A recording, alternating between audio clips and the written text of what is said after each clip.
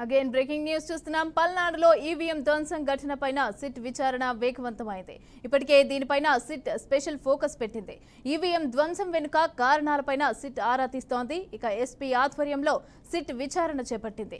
ఈ ఘటనలో ఇప్పటికే మాచర్ల ఎమ్మెల్యే పిన్నెల్లి రామకృష్ణారెడ్డికి ఏపీ హైకోర్టు బెయిల్ ఇచ్చింది.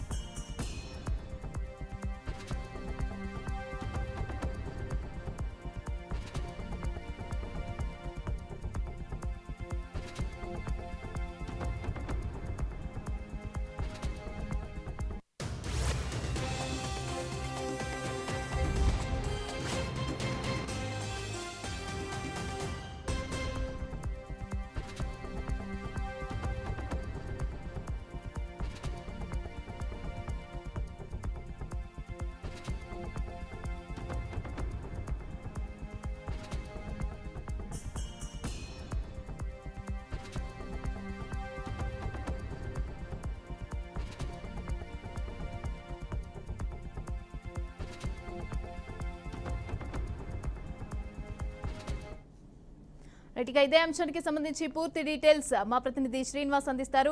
శ్రీనివాస్, చెప్పండి, ఈవీఎం ధ్వంసం వెనుక ఏదైనా కుట్ర ఉంది అనేసి అని చెప్పైతే మాట్లాడడం జరుగుతోంది. అయితే దీనికి సంబంధించి పిన్నెల్లికి ఆల్రెడీ ఏపీ హైకోర్టు బెయిల్ కూడా మంజూరు చేసింది. దీన్ని ఏ విధంగా చూడొచ్చు అంటారు? ఆంధ్రప్రదేశ్ ఇవాళ ప్రధానంగా హాట్ టాపిక్ ఈవీఎంల ధ్వంసం. ఈవీఎం ధ్వంసం సంబంధించి ఎమ్మెల్యేపై కేసు నమోదు కావటము, ఎమ్మెల్యేని అరెస్ట్ చేయడం కోసం గాలింపు చర్యలు వేగవంతం చేయటం. అయితే నిన్న ఒకసారిగా హైకోర్టులో బెయిల్ పిటిషన్ దాఖలు చేసి మధ్యంతర బెయిల్ పొందిన నేపథ్యంలో అసలు ఈవీఎం ధ్వంసానికి సంబంధించినటువంటి వీడియో బయటకు ఎలా వచ్చింది, ఎన్నికల కమిషన్ వీడియో విడుదల చేయలేదంటూ కూడా చెబుతున్న నేపథ్యంలో ప్రైవేటు వ్యక్తులకు లీక్ ఎలా అయింది దాని మీద కూడా అధికారులు ప్రత్యేకంగా దర్యాప్తు ప్రారంభించడం జరిగింది.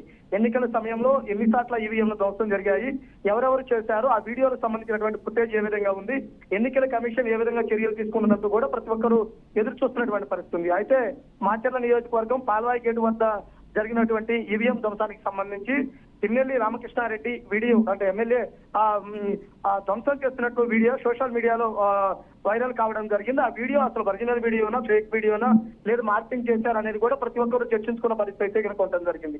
అయితే ఎన్నికల కమిషన్ కేసులు అయితే నమోదు చేయమని ఆదేశించింది, కానీ ఆ వీడియోను మేము విడుదల చేయలేదంటూ కూడా స్పష్టం చేయడం జరిగింది. అంటే వైసీపీ నేతలు ప్రధానంగా ఒకటే కామెంట్ చేస్తున్నారు, దీని వెనుక కుట్ర కోణం ఉంది, వైసీపీ నేతలను బదనాం చేయడం కోసం ఇలా చేస్తున్నారు కాబట్టి ఎన్నికల కమిషన్ తప్పనిసరిగా వీడియో విడుదల చేస్తే దానికి ముందు వెనక మొత్తం వీడియో విడుదల చేయాలి. అలానే ఎన్ని సార్లు దాడులు జరిగినాయో వాటి అన్ని సార్లు కూడా వీడియో ఫుటేజ్ ఉంటుంది కాబట్టి తప్పనిసరిగా పరిశీలించి అసలైన నిందితుల మీద కేసులు నమోదు చేయాలని కూడా డిమాండ్ చేస్తున్నారు.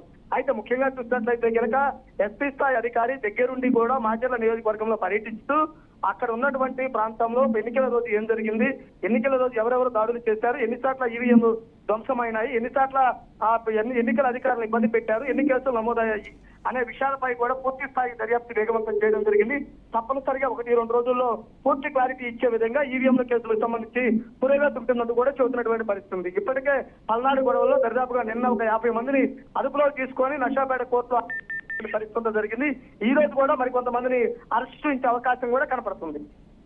రైట్, అలాగే ఈవీఎం ధ్వంసం వెనుక సిట్ అయితే అంటే ఏంటి కారణాలు, ఎందుకు చేశారు అనేసి అని చెప్పైతే ఆరా తీస్తోంది కదా, మరి దీనికి సంబంధించి ఏమైనా రీజన్స్ ఏమైనా దొరికాయా, ఏంటి వాళ్ళు ఏం చెప్తున్నారు? అంటే సిట్ అధికారులు కేసు నమోదు చేసిన తర్వాత దర్యాప్తు చేసేటప్పుడు మనకు కొన్ని విషయాలు మీద క్లారిటీ రావడం జరిగింది.